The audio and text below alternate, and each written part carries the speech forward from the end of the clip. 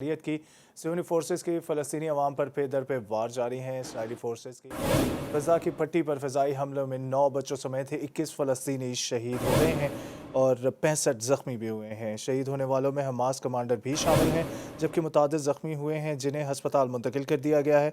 गजा की पट्टी से तिल अबे पर 7 रॉकेट भी दागे गए हैं। सऊदी अरब, अमरीका समेत मुख्तलिफ ममालिक का इजहार मज़म्मत भी सामने आया है। अक़वाम मुत्तहिदा के सेक्रेटरी जनरल का फ़लस्तीन पर मुज़ालिम और मकबूजा बैतुल मुक़द्दस में तामीरात रोकने का मुतालबा सामने आया है।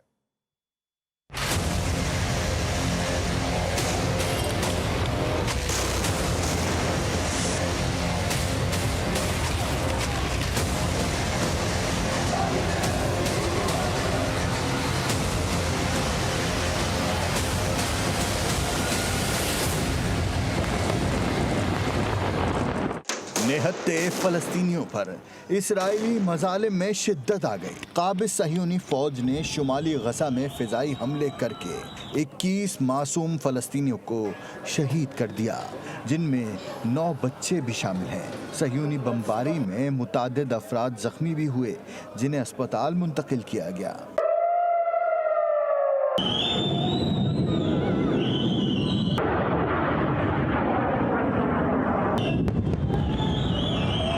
इसराइली जारहियत के बाद फ़लस्तीनियों ने भी जवाब देना शुरू कर दिया। मकबूजा बैतुल मक़दस में जुमे से जारी झड़पों का सिलसिला आज भी जारी रहा। इसराइली पुलिस की जानिब से फ़लस्तीनी मुजाहिरीन पर रबड़ की गोलियां बरसाई गई, जिससे दर्जनों फ़लस्तीनी जख्मी हुए।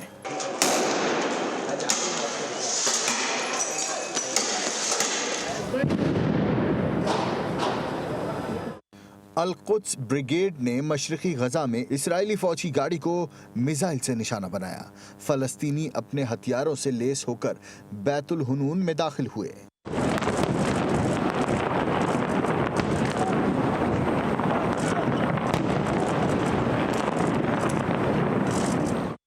सऊदी अरब ने मस्जिदुल अक्सा में इसराइली जारहियत की मजम्मत की है। सऊदी वजारत ख़ारजा के बयान में कहा गया है कि मस्जिदुल अक्सा की बेहुरमती नमाजियों के खिलाफ वहशियाना कार्रवाई काबिल मजम्मत है। आलमी बिरादरी इसराइली कब्जे को रोके। अमरीका के सदर जो बाइडन ने इसराइल और फ़लस्तीनियों से कशीदगी कम करने का मुतालबा किया है। अमरीका ने बच्चों की शहादत पर दुख का इजहार भी किया। अक़वाम मुत्तहिदा के सेक्रेटरी जनरल ने भी इसराइली मज़ालिम पर तशवीश का इजहार करते हुए सह्यूनी फोर्सेस से फ़लस्तीन पर मज़ालिम और मकबूजा बैतुल मक़दस में तामीरात रोकने का मुतालबा किया है। अक़वाम मुत्तहिदा ने फ़लस्तीन की सूरत हाल पर तशवीश का इजहार किया है। अक़वाम मुत्तहिदा की सिक्योरिटी काउंसिल का बंद कमरे में इजलास हुआ। अक़वाम मुत्तहिदा के तर्जुमान का कहना है कि सेक्रेटरी जनरल एंथोनियो गुतेरेस कहते हैं फ़लस्तीन की मौजूदा सूरत हाल में मज़ीद जानों के ज़िया होने का भी खदशा है।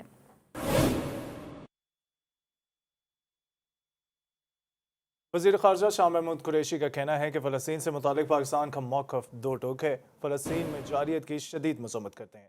फ़लस्तीन के इशू पर उम्मा को यकजा करने की ज़रूरत है। इसराइल की जानिब से अल अक्सा मस्जिद में तशद्दुद का सिलसिला जारी है। तुर्क वज़ीर ख़ारजा मक्का में मौजूद हैं। फ़लस्तीन की सूरत हाल पर सऊदी हुक्काम से बात करेंगे। आलमी बरादरी को चाहिए कि इस मसले पर आवाज़ उठाए। मौक़िफ़ जो है फ़लस्तीन पर, अल अक्सा पर, इन पर बड़ा, जिसे कहते हैं ना, बड़ा वाज़े रहा है।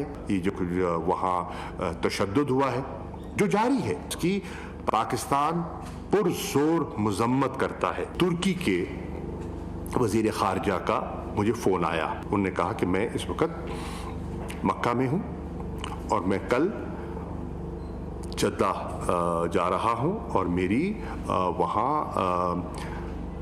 सऊदी वज़ीर ख़ारजा से मुलाकात है। बैतुल मक़दस पर इसराइली जारहियत पर न्यूयॉर्क में OIC रुकने ममालिक के सफ़ीरों का हंगामी इजलास हुआ है। इजलास में मकबूजा बैतुल मक़दस में फ़लस्तीनियों के खिलाफ इसराइली जारहियत की मज़म्मत की गई। OIC की जानिब से फ़लस्तीनी कॉज के लिए मुकम्मल हिमायत का इआदा किया गया। अक़वाम मुत्तहिदा में पाकिस्तान के मुस्तक़िल मंदूब मुनीर अकरम की तरफ से इसराइली जारहियत की शदीद अल्फाज में मज़म्मत की गई। गजा के मामले पर OIC का हंगामी इजलास आज काहिरा में होगा। इजलास में बैतुल मक़दस पर इसराइल की हालिया जारहियत पर गौर किया जाएगा। इस्लामी ताउन तंजीम का हंगामी इजलास फ़लस्तीन की दरख्वास्त पर बुलाया गया है।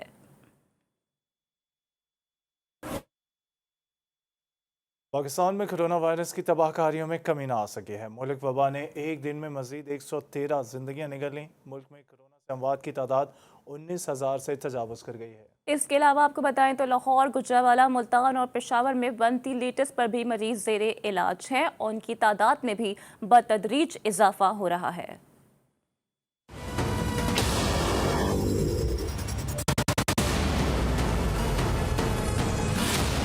कोरोना वबा की तीसरी लहर के वार जारी है। National command and operation centre के मुताबिक गुज़िश्ता 24 घंटों में कोरोना वायरस में मुब्तला मजीद 113 अफराद जान की बाजी हार गए, जिसके बाद कोरोना से अमवात की मजमूई तादाद 19,106 हो गई। गुज़िश्ता 24 घंटों के दौरान मुल्क में कोरोना के मुस्बत केसेस की शरह 7.93% रही और 3,084 नए केस रिपोर्ट हुए, जिससे कोरोना में मुब्तला मरीजों की तादाद 78,959 हो गई है।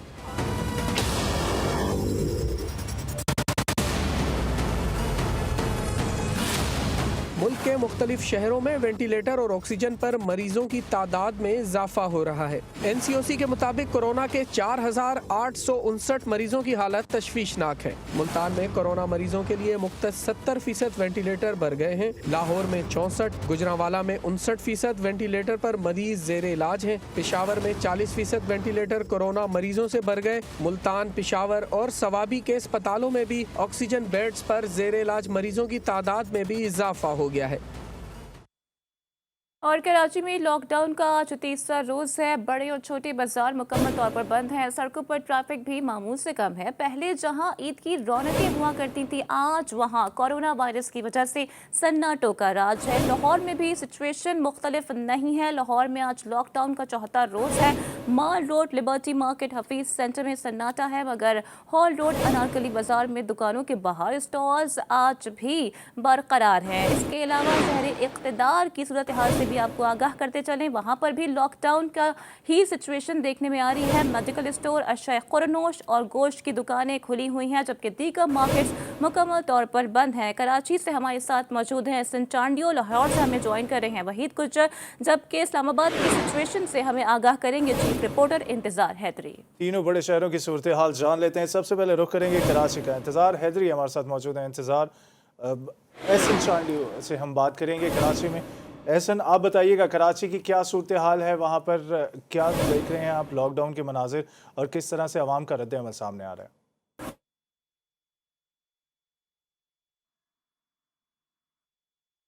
जी बिल्कुल, देखिए तीसरा रोज़ है आज लॉकडाउन का। कराची की जो है तमाम छोटी बड़ी मार्केटें बंद हैं। इस समय मौजूद हूँ ज़ेबुन्निसा स्ट्रीट पर।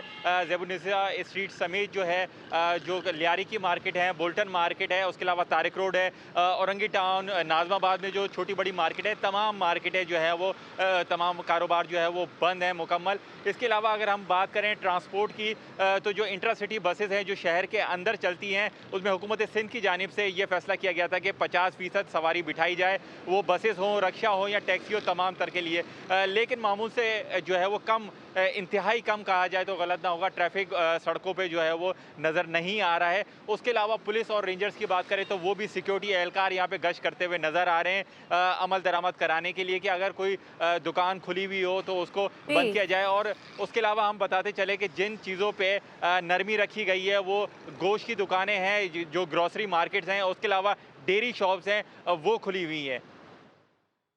कराची में तो मिनोअन अमल दरामद हो रहा है। SOPs पर एहसन चांटियो हमारे साथ लाइन पर मौजूद रहिएगा। लाहौर में भी लॉकडाउन है, लेकिन कुछ शिकायत ये आ रही है कि दुकानों के बाहर स्टॉल सजा लिए गए हैं। वहीद गुज्जर से जान लेते हैं कि माजरा क्या है। वहीद गुज्जर, अपडेट कीजिएगा, ये क्या माजरा है और इंतजामिया कहाँ है? जी बिल्कुल, देखिए कोरोना के फैलाव को रोकने के लिए बेसिकली ये लॉकडाउन लगाया गया था ताकि शहरी जो है घरों में ज़्यादा रहें, बाहर ना निकले, गैदरिंग ना हो और कोरोना के फैलाव को जो है किसी तरीके से रोका जा सके। मगर हमने देखा कि आज चौथा रोज़ है, मगर आज चौथे रोज़ भी लाहौर की कुछ मार्केटें हैं वहाँ पर सुनाटे हैं, जिनमें लिबर्टी मार्केट, हफीज़ सेंटर और शादमान और माल रोड पर जो है इस वक्त सुनाटे हैं। मगर आज चौथे रोज़ भी अनारकली और हाल रोड पर जो है वो सुनाटे नहीं हैं। स्टॉल्स यहाँ पर लगे हुए हैं और स्टॉल्स जब लगते हैं तो शहरियों के यहाँ पर रश भी बढ़ जाता है, तो शहरी जो है कोरोना SOPs की खिलाफ वर्जियाँ करते भी दिखाई देते हैं। अब अगर गाय बगाए जो है यहाँ पर ताजरों की जानिब से जो है शटर उठाकर शटर गिराकर जो वो काम जारी रखने का सिलसिले की जारी रखने की शिकायत भी मौजूद हैं, मगर इस सारे मंजर आम से जो है इंतज़ामिया जो वो काफ़ी ज़्यादा गायब नज़र आती है। इस वक्त भी यहाँ पर हम काफ़ी देर से यहाँ पर मौजूद हैं, इंतज़ामिया के कोई लोग यहाँ पर मौजूद नहीं है, ना ही पुलिस की कोई गाड़ी यहाँ पर कोई गश्त कर रही है। मगर आज चौथे रोज़ भी अनारकली और हार्ड रोड पर जो है ताजरों की जानिब से या स्टॉल्स जो लगाए गए हैं वहाँ पर काफ़ी ज़्यादा रश जो देखने को मिल रहा है। यही वजह है कि इससे पहले जो है 2 दिन हुकूमती एदाद-ओ-शुमार के मुताबिक जो है कोरोना के केसेस में कुछ कमी वाक़या हुई थी, मगर अब जो है कोरोना के केसेस में मज़ीद जो है इजाफा होना मज़ीद इजाफा होता जा रहा है। वहीद, आप हमारे साथ मौजूद रहिए। रुख करते हैं इस्लामाबाद का। इंतज़ार है जी हमारे साथ मौजूद है। इंतज़ार, इस्लामाबाद की क्या सूरत हाल है? क्या इस्लामाबाद में भी इसी तरह से SOPs की खिलाफ वर्जी जारी है?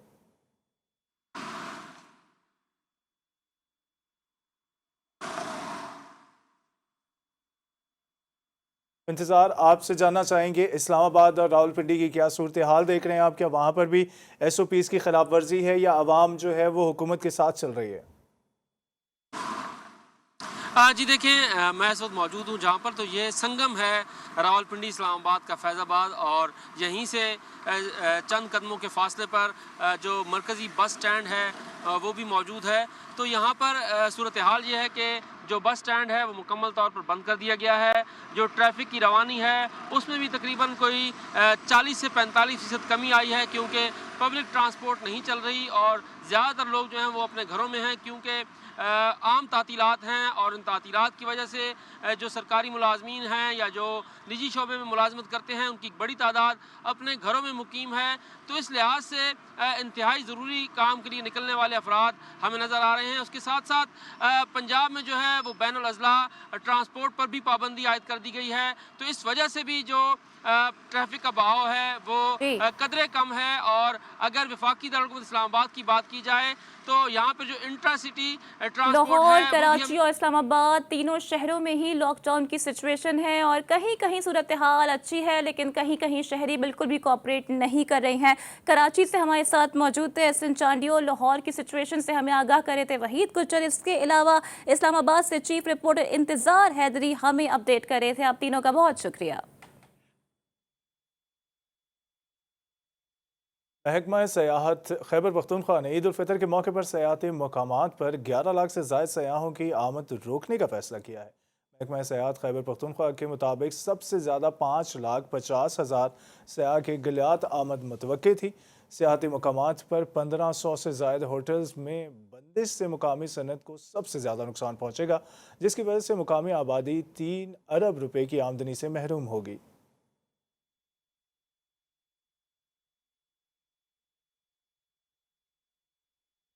मुस्लिम लीग नून की रहनुमा मरियम औरंगजेब इस्लामाबाद में मीडिया से गुफ्तगू कर रही हैं। क्यों आटा आज महंगा, चीनी महंगी, बिजली महंगी, गैस महंगी हो रही है? कोई जवाब नहीं है। क्यों कर्जे 14,000 अरब के लग गए और एक ईंट नहीं लगी? कहाँ गए वो कर्जे? क्यों कर्जा कमीशन की रिपोर्ट नहीं आती? क्यों चीनी कमीशन पे फैसला नहीं होता? ताकतवर को पकड़ा नहीं जाता इमरान साहब। कार्टल्स और माफिया की गुलामी की जाती है आपकी तरफ से, उनको हाथ नहीं लगाया जाता। जिसके आप सहूलतकार हैं अपने ATM से, क्योंकि रोज महीने का खर्चा और बावर्ची खाने का खर्चा निकाला जाता है, उनको कैसे हाथ लगेगा? उन ताकतवरों को कैसे हाथ लगेगा जिसके पूरा ड्रामा रचाने के लिए कल फवाद चौधरी साहब की ट्वीट। मैं फवाद चौधरी साहब को कहना चाहती हूँ कि कोई पता नहीं कल आप किस पार्टी में होंगे, कोई पता नहीं है। आपको खुद नहीं पता कि आप किस पार्टी में होंगे, लेकिन आपको शर्म आनी चाहिए, क्योंकि जब पिछले अदवार में ये तमाम केसेस बन रहे थे, खुल रहे थे और क्वॉश हो रहे थे, आप उन्हीं जमातों का हिस्सा थे। आप मुशर्रफ के साथ बैठे हुए थे और आप समझते हैं कि आप ये ट्वीट करके अवाम की नज़र हटा लेंगे। महंगाई 17% से, अवाम तो रोज़ पैसे देती है, बिजली के बिल देती है, गैस के बिल देती है, दवाई के पैसे देती है, आटे के पैसे देती है, चीनी के पैसे देती है। उनको पता है आज किस दाम के ऊपर आटा और चीनी बिक रही है। उनको पता है आज किस दाम पे बिजली और गैस के बिल दिए जा रहे हैं। उनको पता है कि उनके पास घर का किराया देने के लिए पैसे नहीं। उनको पता है आज मुल्क में जहां सीपैक आ रहा था, आज चावल और आटे और फितराने और ज़कात के पैसे आ रहे हैं। आपको जवाब देना होगा। और आपने जो करना है आप करें। पैनामा से लेकर acid beyond means, Nawaz Sharif के खिलाफ साजिश पैनामा में हुई, अकामा पे डिस्क्वालीफाई किया गया, और शहबाज शरीफ के खिलाफ साफ पानी से शुरू हुई भी दास्तान आमदन से ज्यादा असासों पे खत्म हुई। इनको पता है जो ट्रायल अभी भी हो रहा है उसमें एक धेले की करप्शन नहीं है, वरना ये हुदैबिया का शोशा ना छोड़ते। और अब आपको बताएं कि सिंध हुकूमत ने कराची से दीगर शहरों में जाने वाले ट्रांसपोर्ट पर पाबंदी आयद तो कर दी। दूसरी जाने प्राइवेट ट्रांसपोर्टर माफिया की ईद से पहले ही ईद हो गई है। आम दिनों में 700 रुपये किराया होता था, लेकिन आज 1500 रुपये किराया लिया जा रहा है। इस हवाले से मजीद बात करेंगे रिजवान अहद खान से, जो इस वक्त सोहराब गोट पर ही मौजूद हैं। रिजवान अहद खान, अपडेट कीजिएगा। प्राइवेट ट्रांसपोर्ट माफिया सरगर्म है और कोई रोकने वाला नहीं है। जी बिल्कुल, देखें, सिंध हुकूमत की जानिब से इंटर बस सर्विस पे पाबंदी लगाने के बाद जो प्राइवेट ट्रांसपोर्ट माफिया है वो सरगर्म दिखाई दे रही है। ईद में 2 रोज़ बाकी हैं और शहर भर में सिंध हुकूमत की जानिब से तमाम ट्रांसपोर्ट सर्विस बंद है। लेकिन अगर बात की जाए तो शहर के मुख्तलिफ इलाकों में प्राइवेट ट्रांसपोर्ट माफिया जो है वो दंदनाते फिर रहे हैं। जो 700 और 600 किराया था वो 1500 और 2000 रुपये आवाम से वसूल किया जा रहा है। हम इस टाइम मेन सराब गोट पे मौजूद है। यहाँ भी हज़ारों की तादाद में कारें और प्राइवेट गाड़ियाँ जो हैं वो सराब गोट पर दिखाई दे रही हैं। जगह जगह कारें मौजूद हैं जो लोगों को शहर के मुख्तलिफ शहर कराची से मुख्तलिफ शहरों में लेके जा रहे हैं। खुलेआम यहाँ पर डबल किराया चार्ज किया जा रहा है, खुलेआम ट्रांसपोर्ट चलाई जा रही है, लेकिन इंतज़ामिया नाम की कोई चीज़ जो है वो सराब गोट पे दिखाई नहीं दे रही है। लोगों से हमारी बात हुई, लोगों का यही कहना है कि मजबूरी है, अपनी फैमिली बच्चों के साथ ईद मनानी है।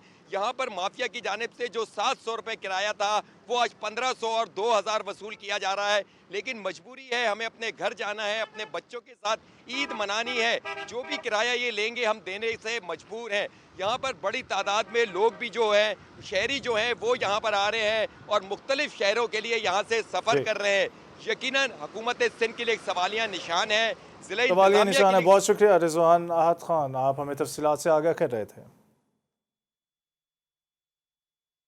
और कराची से अंदरूनी मुल्क जाने के लिए बसें तो है नहीं, अलबत्ता प्राइवेट गाड़ियां ज़रूर मौजूद हैं जो मुंह मांगे पैसे मांग रही हैं और परदेशियों की जेबों पर खूब हाथ साफ हो रहा है। गाड़ी का वेट कर रहे हैं, गाड़ी वाले कह रहे हैं 2200 रुपये किराया लगेगा, वैसे आम दिन में 500-600 रुपये में चले जाते हैं, तो अब मजबूरी है, जाना तो है। किराया तकरीबन, जैसे मैं अभी जा रहा हूँ टंडो आदम कराची से, तो मुझे 1500 रुपये किराया पड़ रहा है प्राइवेट गाड़ी पे। घर जाने के लिए रास्ते के लिए गाड़ी नहीं है, बदीन जाना है हमें, बच्चे साथ में, अभी लोग किराया कारें वाले हम 2-3 हज़ार रुपये कहाँ से दें हम लोग। आपका वज़ीर आज़म आपके साथ। वज़ीर आज़म इमरान खान आज दोपहर 1:30 बजे अवाम के साथ बराह रास्त बात करेंगे। वज़ीर आज़म टेलीफोन पर अवाम के सवालात के जवाब देंगे। वज़ीर आज़म से अवाम की बातचीत बराह रास्त नशर की जाएगी।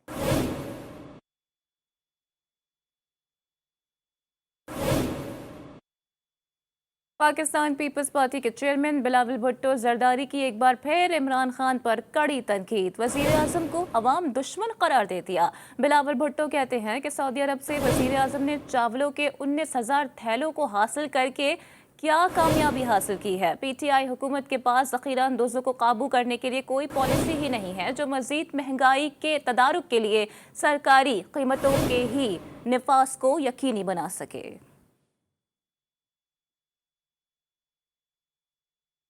और अब आपको बताएं कि मॉडल कस्टम्स कलेक्टर एयरपोर्ट ने 94 लाख रुपए मालियत के इलेक्ट्रॉनिक अशिया स्मगल करने की कोशिश नाकाम बना दी है।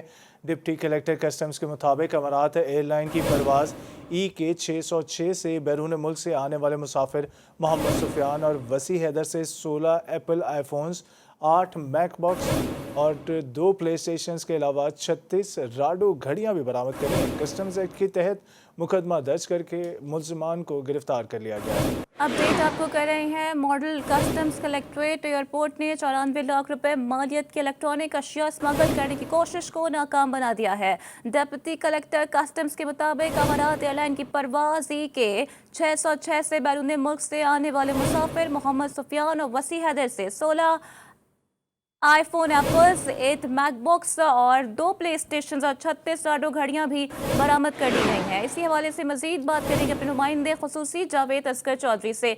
जावेद असगर चौधरी, आपके पास क्या डिटेल्स हैं? जी बिल्कुल, ये जनरल ट्रेजर बोर्ड के रायपुर हाउस पर तैनात कस्टम के अमले ने कार्रवाई की है, जिसमें एमिरेट एयरलाइन की परवाज़ी की 606 से बैरून से आने वाले मुसाफिरों के चेकिंग के दौरान एक मुसाफिर के जिसका नाम सुफियान बताया जाता है, उससे कोरोना टेस्टिंग लाइन से लेकर बैरून डिपॉजिट लाइन की तरफ जाने की कोशिश की, जिसे नाकाम बनाएगा। उसके बाद उसके सामान से जब तलाशी ली गई तो उसके 2 handbag, trolley bag, 2 head shoulder bag और एक हैंड शॉपर मुश्तमिल सामान में उससे इनकार किया कि इसको कुछ मौजूद था। जब इसकी तफसीली जांच पड़ताल की गई तो दोनों मुसाफिरों के सामान से 16 एप्पल आईफोन, 8 मैकबॉक्स, 2 प्ले स्टेशन और 36 राडो घड़ियां बरामद हुई। बरामदशुदा सामान की कुल मालियत 94 लाख रुपए बताई जाती है। दोनों मुसाफिरों को वसी हैदर मोहम्मद सुफियान के खिलाफ फैसला के तहत मुकदमा दर्ज करके बाज़ाब्ता गिरफ्तार कर लिया और अदालत से रिमांड हासिल करके मजीद कार्रवाई दी जा रही है। जी जावेद असगर चौधरी, बहुत शुक्रिया डिटेल्स के लिए।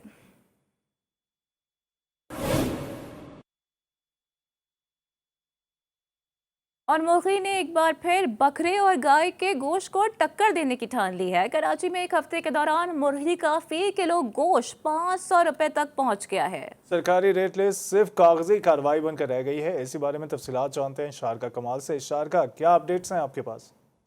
जी बिल्कुल, कराची में एक बार फिर मुर्गी की कीमतों को पड़ लग चुके हैं। मुख्तलिफ दुकानों पे मुख्तलिफ रेट्स हैं। तकरीबन जो दुकान है वहाँ पे 500 या 500 से ज़ायद जो मुर्गी का गोश्त फरोख्त किया जा रहा है। कोई कमिश्नर कराची की जो लिस्ट है उसमें वही जो 2 साल पुरानी लिस्ट है 138 रुपये बॉयलर मुर्गी है, जबकि जो मुर्गी का गोश्त है वो 214 रुपये फ़ी किलो लिखा हुआ है। जबकि दुकानदारों का ये कहना है कि उन्हें जो आज मुर्गी सप्लाई की गई है वो 312 रुपये की एक मुर्गी जो जिंदा मुर्गी है वो सप्लाई की गई है, 1 किलो जो जिंदा मुर्गी है। इसके अलावा उनका कहना है कि जब उनको इतनी महंगी फ़रोख्त की जा रही है 312 रुपये, तो वो किस तरीके से जो इस लिस्ट में कीमत दी हुई है 214 रुपये, वो उसमें किस तरह से फ़रोख्त कर सकते हैं। इतनी ज़्यादा महंगी मुर्गी है कि वो भी सुबह से यूँ ही बैठे हुए दुकान पर, कोई ग्राहक नहीं आया। आते हैं लोग, पूछते हैं, चले जाते हैं, जिसकी वजह से बहुत परेशान। का यही कहना है कमिश्नर कराची आके कोई एक्शन लें, कोई जो रेट लिस्ट या तो वो रेट सही करें ताकि वो भी सही रेट पर बेच सकें, या फिर जो पीछे से माल जो उन्हें महंगा दिया जा रहा है रेट लिस्ट सही की जाए ताकि वो सही दाम पर फ़रोख्त कर सकें। जी अभी खबर है लाहौर से, जहां पर ईद से कबल चिकन की कीमतों को पड़ लग गए हैं। एक हफ्ते में 65 रुपये इजाफे के बाद 4 सेंचुरियां मुकम्मल कर ली। मुर्गी का गोश्त अवाम की दस्तरस से दूर हो गया है। मजीद बताएंगे मियां शुएब अहमद। जी बिल्कुल, ईद से कबल जो चिकन की कीमतों को पर लग गए, अपनी 4 सेंचुरियां मुकम्मल करने के बाद आज जो है वो तकरीबन 415 से 20 रुपए में जो चिकन है वो फ़रोख्त हो रहा है। इस वक्त हमारे साथ जो ख़रीदार मौजूद हैं उनसे बात करते हैं। अच्छा, आप क्या कहते हैं, चिकन की कीमतों में एक हफ्ते के अंदर तकरीबन 60 से 65 रुपए तक इजाफा देखने में आया, क्या कहते हैं? आम आदमी की अफोर्ड से बाहर है चीज़ें, और प्लस गवर्नमेंट की तरफ से कोई चेक एंड बैलेंस नज़र ही नहीं आ रहा, कोई नुमाइंदा, कोई लिस्ट उनकी तरफ। ये तो जंगल का कानून है, उनकी मुर्गी उनकी कीमतें लेनी है, लें, वरना अस्सलाम वालेकुम, बस ये चीज़ हो रही है।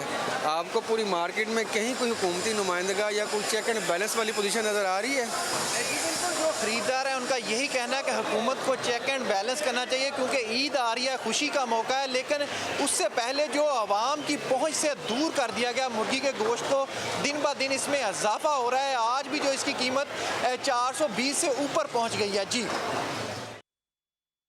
बात करें अगर पेशावर की, तो वहाँ भी महंगाई का जिन काबू में ना आ सका है। हर चीज़ की बढ़ती कीमत ने आवाम को खून के आंसू रुला दिया है। तफसीलात क्या हैं जानते हैं नवाब शेर से। जी बताइएगा नवाब। जी बिल्कुल, रमज़ान ख़त्म होने को है, लेकिन महंगाई का जिन जो है वो काबू में ना आ सका, और पेशावर में जो है वो रोज़ बरोज़ महंगाई बढ़ती जा रही है, जिसने आवाम का जीना जो है वो दोबर कर दिया है। हुकूमत ने दावे तो बहुत किए थे कि रमज़ान में आवाम को रिलीफ देंगे, लेकिन आवाम को जो है वो रिलीफ नहीं मिल सका। मेरे साथ कुछ शहरी मौजूद है, उनसे इस हवाले से बात करते। ये तो सब वादे के वादे कर रहे हैं, लेकिन वादा को एक भी पूरा नहीं हो रहा है। अभी जो चीज़ बाज़ार से सस्ता मिल रहा है यूटिलिटी स्टोर पे, उनके लिए लोग 7 बजे आता है, चाहे गाड़ी आए या ना आए, और एक घी के डब्बे के एक पैकेट के लिए वो बेचारा 7 बजे से बैठा है और 9:30 बजे 10 बजे मिल रहे। जैसा कि आप लोग देख रहे हैं कि शहरियों का यही कहना है कि महंगाई जो है वो उसमें रोज़ बरोज़ इजाफा होता जा रहा है। अगर सब्जियों की बात की जाए तो सब्जियां भी महंगी होती जा रही है। इसी तरह अगर दीगर अशय खुर्दनोश की बात की जाए, आटे चीनी की बात की जाए तो उनकी कीमतों में भी जो है वो रोज़ बरोज़ इजाफा होता जा रहा है। शहरी जो है वो महंगाई के बोझ तले दबते जा रहे हैं और शहरियों का यही कहना है कि हुकूमत ने सिर्फ रिलीफ के वादे और दावे किए थे, जो कि वादों और दावों की हद तक ही महदूद है। जी, मुअव्विन खुसूसी फिरदौस आशिक अवान लाहौर में मीडिया से गुफ्तगू कर रही हैं। वो कल मुकम्मल की गई है, जो रावलपिंडी रिंग रोड की अलाइनमेंट के सिलसिले में उसकी तलख हकीकतें बयान कर रही है। मैं मीडिया से उस रिपोर्ट के कुछ मंदरजात जो है वो शेयर करना चाहती हूँ। सबसे पहले तो रावलपिंडी रिंग रोड की अलाइनमेंट में तब्दीली का जो पर्पसली विलिंगली अनलॉफुल तरीके से करप्शन और लूट मार के इरादों के साथ जुड़ा बदअनवानी और मफादात के टकराव के हवाले से जो मैंडेट दिया गया इंक्वायरी कमेटी को कि वो फैक्ट फाइंडिंग करे, उनके इंक्वायरी की फैक्ट फाइंडिंग रिपोर्ट में जो मदरजात सामने आए हैं उसमें नंबर 1 कि ये 65 किलोमीटर तवील रावलपिंडी रिंग रोड जिसकी तामीर के लिए पेशकश तलब की जा चुकी थी। साबका कमिश्नर रावलपिंडी मोहम्मद महमूद और उनके साथियों ने कंसल्टेंट की गैर कानूनी मामलत से इस रिंग रोड की अलाइनमेंट जो है गैर कानूनी तौर पर तैयार की। साबका कमिश्नर मोहम्मद महमूद अहमद, साबका land acquisition collector Waseem Ali Tabish और साबका deputy director project management unit Abdullah ने नाकाबिले तलाफ़ी नुकसान पहुँचाते हुए ऐसा गैर कानूनी काम किया जिसके तहत ये लोग धोखाधड़ी और फ्रॉड के मुर्तकिब हुए। इख्तियारात ना होने के बावजूद